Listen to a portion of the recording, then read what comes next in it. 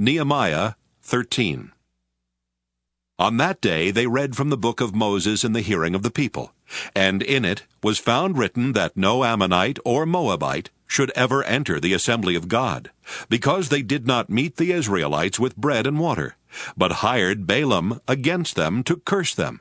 Yet our God turned the curse into a blessing.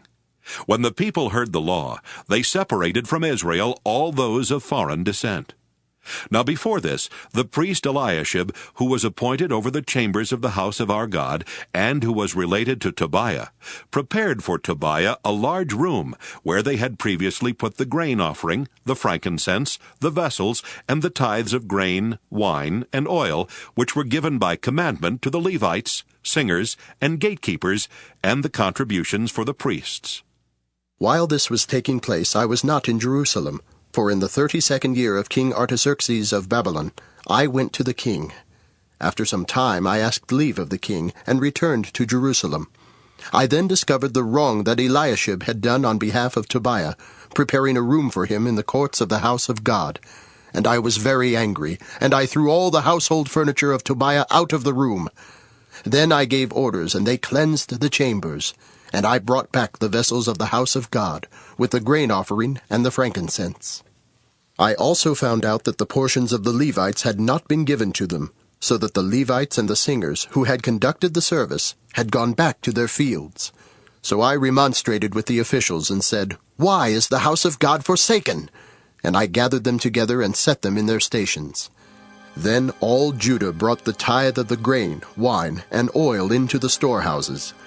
And I appointed as treasurers over the storehouses the priest Shelemiah, the scribe Zadok, and Pedaiah of the Levites, and as their assistant Hanan son of Zachar, son of Mattaniah, for they were considered faithful, and their duty was to distribute to their associates. Remember me, O my God, concerning this, and do not wipe out my good deeds that I have done for the house of my God, and for his service. In those days I saw in Judah people treading winepresses on the Sabbath, and bringing in heaps of grain and loading them on donkeys, and also wine, grapes, figs, and all kinds of burdens, which they brought into Jerusalem on the Sabbath day. And I warned them at that time against selling food. Tyrians also, who lived in the city, brought in fish and all kinds of merchandise, and sold them on the Sabbath to the people of Judah and in Jerusalem. Then I remonstrated with the nobles of Judah, and said to them, "What is this evil thing that you are doing, profaning the Sabbath day? Did not your ancestors act in this way? And did not our God bring all this disaster on us and on this city? Yet you bring more wrath on Israel by profaning the Sabbath." When it began to be dark at the gates of Jerusalem before the Sabbath, I commanded that the doors should be shut, and gave orders that they should not be opened until after the Sabbath.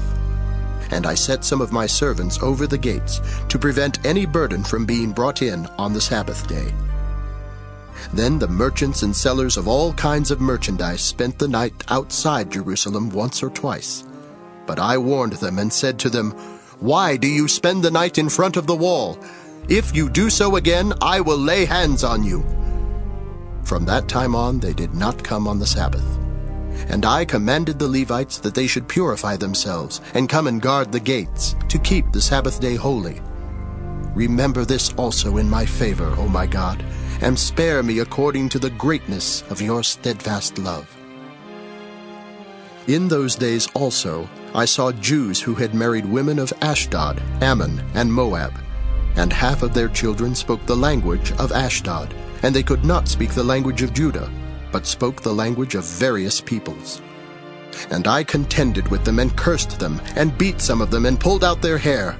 And I made them take an oath in the name of God, saying, "You shall not give your daughters to their sons, or take their daughters for your sons, or for yourselves." Did not King Solomon of Israel sin on account of such women? Among the many nations there was no king like him, and he was beloved by his God, and God made him king over all Israel. Nevertheless, foreign women made even him to sin. Shall we then listen to you, and do all this great evil, and act treacherously against our God by marrying foreign women? And one of the sons of Jehoiada, son of the high priest Eliashib, was the son-in-law of Sanballat the Horonite. I chased him away from me. Remember them, O my God, because they have defiled the priesthood, the covenant of the priests and the Levites. Thus I cleansed them from everything foreign, and I established the duties of the priests and Levites, each in his work. And I provided for the wood offering at appointed times and for the first fruits. Remember me, O my God, for good.